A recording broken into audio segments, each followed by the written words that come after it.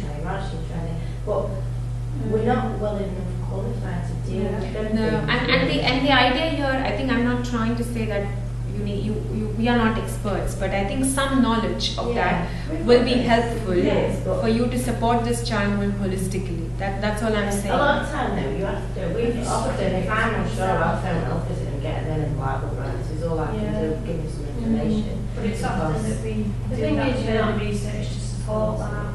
Yeah, you're not given that time to do that as a lawyer, you know, like, especially It's not- I not. I totally agree with what Louise is saying, like, and I agree with what you're saying.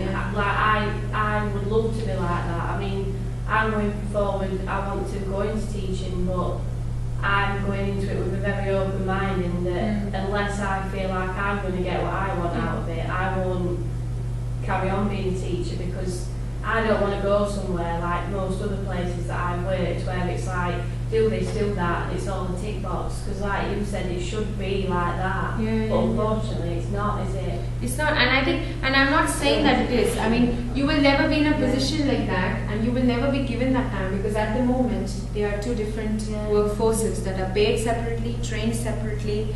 There are qualifications for it done separately. All I'm saying is that we need some integration there as part of your training or somewhere where you get that knowledge, so that you can at least identify with those conditions and are not relying. There's a lot of people that don't want that to happen as well. A lot of the more as you go up the years as well, like year 6 teachers, I found, no, my job is education. I'm going to get these children through their stats. I don't really care if they're having a bit of emotional problems, but they should. But end of the day, some of them don't. And that's their job. And I find as well, like I was going to say earlier, the further up school you go, I don't know about you, but like, obviously not teachers, but teaching assistants, they'll just employ anybody. You know, like qualifications, but you're not saying that, obviously, I know early years is important, but like you said, kids that are doing the SATs, they'll just employ somebody that used to work at Asda, because they just fancy working as a teaching assistant. They don't even have to have any qualification, not even a basic childcare qualification. You're probably not even bothered about working with kids. And generally, when it's early years, you do find that someone, you know, whether it is, has got a bit of background working in a school or something, but, you know, a little bit further up in primary schools, it's just anybody, isn't it? If dinner lady's got a spare. A lot of Dinner ladies become teaching assistants. it can be anyone. It's so demoralising. Yeah, it is. Yeah. I can imagine it is. Popping slots into the bin next to it, Yeah, someone. Yeah. That's the teaching assistant. I don't know if I have given this article to you all before. I don't know if I gave it to you all before Easter, but I have some copies anyway. So if you want to know more around this issue, because Louise, I was just going to say, oh, it's mums. Yeah. Just as a gift to We her. had quite a It's few just a mums gift to that her, come yeah. in, but then you start gossiping or everything is taken on out of context. But for me, I think, going back to that what you were saying, it's hard to reach parents that don't want to be contacted at all, and you're trying to get some information from them and kind of get a picture about that child's health or anything background-wise. You feel like sometimes you can only focus on the education part because you're not getting nothing. I think what I'm trying to say is that if they work together, it will be more productive. Or there can be different ways to do that. You don't need all. If it is a nursery, it will be wise to have a permanent health expert part of that unit. Because then you are there and you're not waiting and relying all the time. They used to do this, didn't they? The school It's not nurse. And you know, you get told if you've got minutes and you have to go home. Yeah, you need that guide. I think that there needs to be some mechanism out there which will give you that guidance, and if the child needs it, you are there. Of course, now they've made. You have to make 24 phone calls for instance, 50 sheets. Even if they had, you know, like within the community, if they just had, I mean, I know you do have your health visitors and that, but they're like, you know, they cover a massive A lot of- area, don't they? But you know, just in communities, the schools and nurseries, like I said, you could just say, oh look, could you come here, or could you know what I mean, or you go to them either. A lot of it, I think, as you're right, there was this idea of nursery nurse and all of that. A lot of it is to do with the funding associated. When the governments change, they have different ways to tackle the same issue. So a lot of it is policy related, why things work sometime and why things don't work. But of course, I think previously it wasn't seen as two separate, but now we have tried and evolved and created two separate systems, and they are strong in themselves, but now they need to integrate slightly to work for the betterment of the child. Multi-agency integrated working is a very good concept, and that works well because then the people come together and they're discussing the child's development from a different perspective, from a health perspective, from a social service perspective, from an education perspective. But the problem is because they are not aware of their domains, it takes a lot of time for the experts on that panel to understand each other, which is very time consuming, and that probably can be removed if the training and the includes elements of those.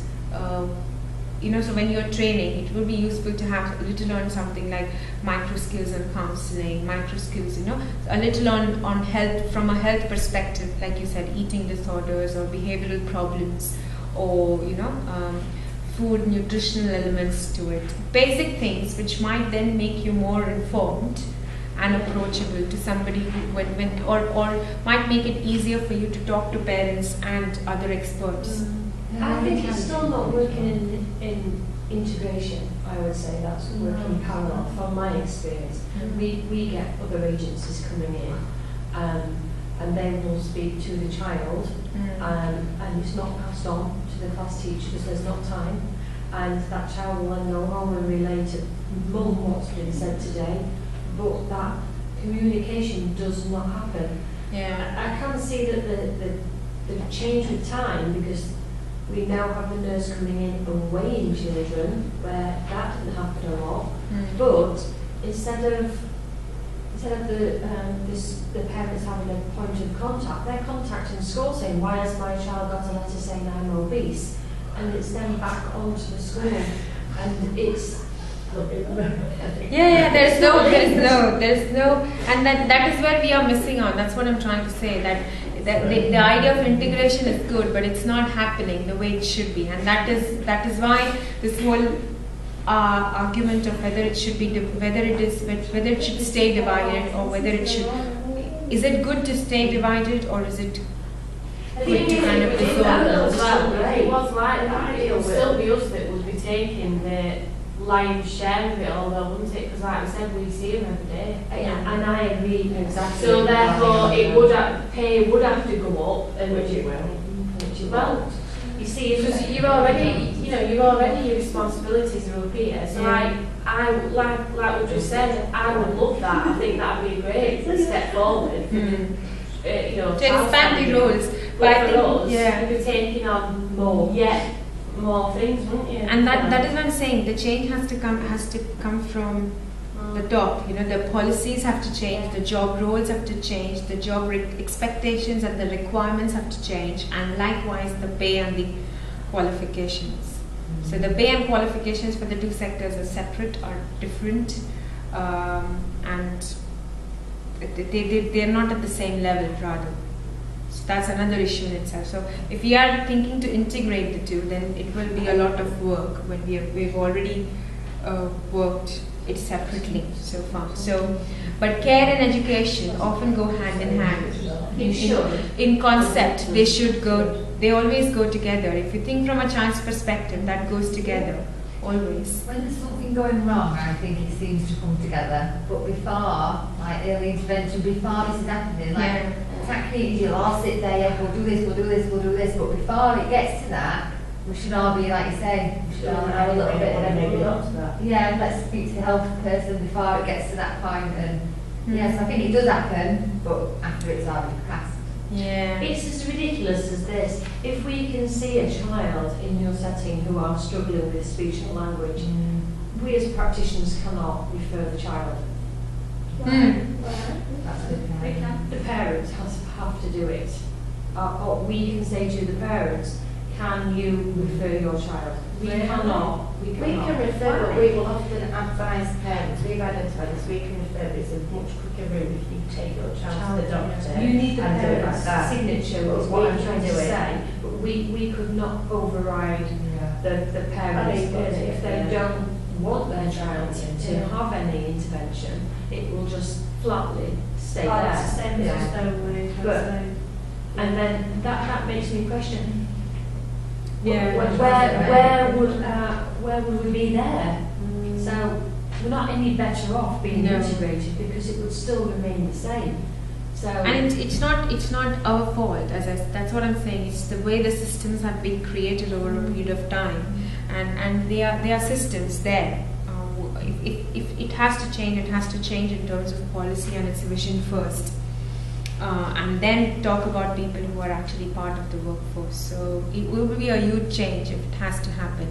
But there are some countries who do well, who have this together, and there are some who are, but a lot also depends on the population and the way, as I said, the qualifications and the courses and how the courses are actually being, designed, and so a lot of it will be part, and ours is completely separate. I know we are not doing any of those together at this stage, but hopefully it will change because I do see nowadays, if you look at in terms of higher education, I do see a lot of health and education departments now trying to work together to create, under one roof rather than having two separate departments, one who looks into health and one who looks into education. So but it will take lots of time. It will take a lot of time. So there are little things that we are doing, like the first aid, which is made compulsory now, mandatory. So I think it will happen, but again, there are ifs and buts, and sometimes we would not gain anything from it. So it's a question still, a big question, whether we should integrate it or not. Okay. There is this other issue of emotional professionalism. So one of your articles is around emotional labor. I don't know if you all have read it, but it is an issue in terms of, because we are investing a lot, and it is not just physically and mentally, it is also a lot that which is emotional all the time, because you're dealing with things like attachments, you're dealing with parents who are always running high in terms of their emotions towards their own children. So it's a difficult one to tackle. And so Bowlby's theory on attachment really states the need for children to be cared for them to develop, and we are doing that constantly, which is a huge ask actually. While working with children naturally stimulate emotion and care in children. So when you work, you are naturally stimulating a lot of your own emotions. You are mixing your passion and your emotion with those of children. Students, when undergoing training, are encouraged to develop those attributes such as sensitivity and emotionality. So we keep saying that you have to be sensitive, you have to change the way you are, and that again requires a lot of work to work with your own emotions, trying to stay calm, controlled, not frustrated. Also dealing with your own personal life, personal issues. So that it is a quite huge ask as opposed to other professions where emotionally you might not be drained so much as you are. People don't realize it, but that's true. That's part of our profession. The term educate highlights the integration of care with education. According to Moyes, practitioners require high caliber of emotional work to maintain an appropriate balance between professional intimacy and professional distance. And that's where you need to be aware of the emotions correctly and be very to ensure that how do you want to come across as a professional. Your professional conduct in this sector involves an emotional aspect to it. because you will feel tired very soon. You will feel, and I'm sure it will be. I mean, once you get trained, of course not. But students, when they start at level 4 or something, who have just started their placements, they find it very tiring. Even after spending 4 hours or 3 hours with children, they find it very tiring. It's not just physically, but it's because they are investing a lot without realizing. So you go on, and then you realise You can't switch off. You can't. That's another thing. So when you're working over a period of time, it just becomes so much because it's very difficult to switch off, and that's where I'm saying that balance between professional distance and professional intimacy is something that is again quite challenging. Osgood views emotional labor as a skill capable enough to provide a sense of empowerment. So that emotional labor that you're investing, of course, gives you a sense of empowerment if you are able to balance your emotions. If you are able to, it is a skill. If you learn how to use that, it is of value. But if not, it could be extremely exhausting. Emotional labor and ethics of care can develop self-worth and respectability. A lot of our ethics also come around this idea of caring and nurturing. There is no specific code that will give you a list of ethics, but in our profession, we need to have this. We need to have something called as ethics of care. There is a need for it because you're investing so much all the time, and there's nothing that protects you from, say for example, when you have spent a whole day of shift and you end of the day through a tantrum, or you are frustrated and you come across a parent as rude. Well, there is nothing that protects us from that. You will be wrong in behaving like that. Now that's an assumption, but as a professional, you've gone through a lot, and so that reaction. So there is no discussion of these little things. I don't know if you have those discussions ever, but I have not come across in settings there is no discussion around this, which is not useful. It is as if it is taken for granted that this is part and parcel, and you will have to just get along with it. So there is not much written around this issue as yet. It is still something that people are getting aware. But I'm sure. I mean, there is research. I'm not saying there's not enough research, but it's something that is still evolving. And as I said, it's taken for granted, which when it should not be.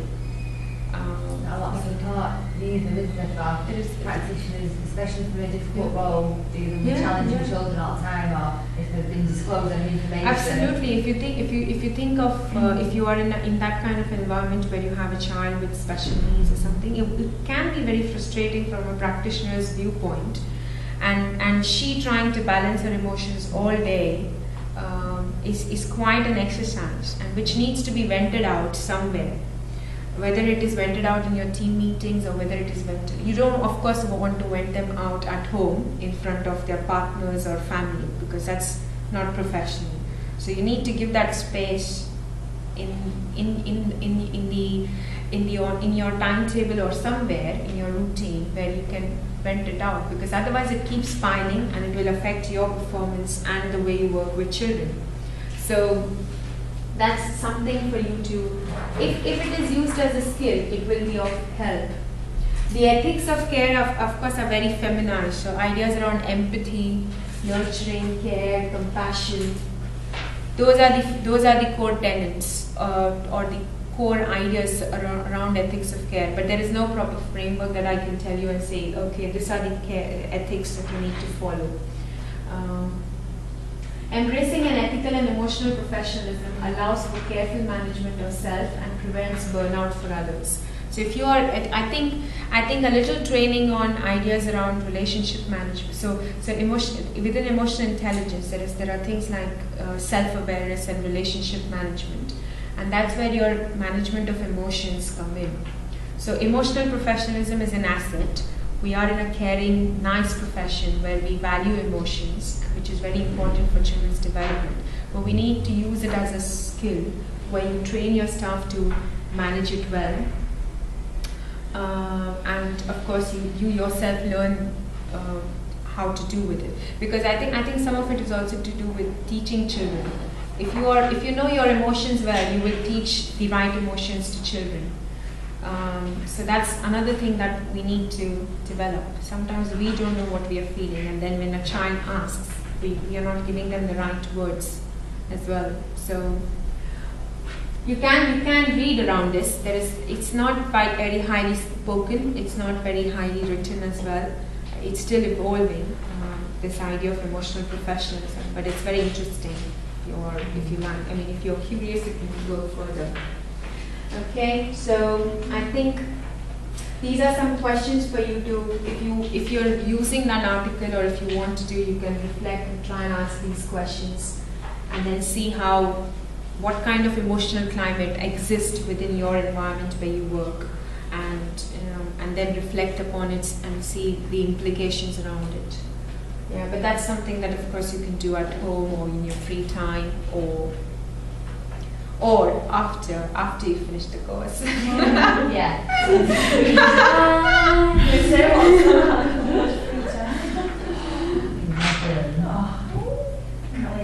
It's so close now. I know.